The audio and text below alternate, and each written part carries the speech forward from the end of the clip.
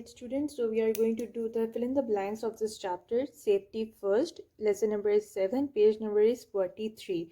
Now you know how to do the fill in the blanks.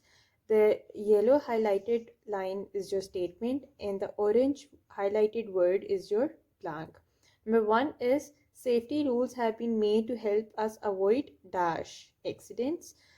Accidents at home are mainly caused by dash electricity and by sharp things. Number 3, dash clothes catch fire very easily. Number 4, electric shocks can even cause death. Fifth blank is a wet floor can be slippery and can cause bad dash falls. Next one is several medicines are poisonous for children. Poisonous is your blank. The dash crossing is meant for you to cross the road. Zebra crossing. Next blank is there are only some of the dash rules that you should follow. Safety rules.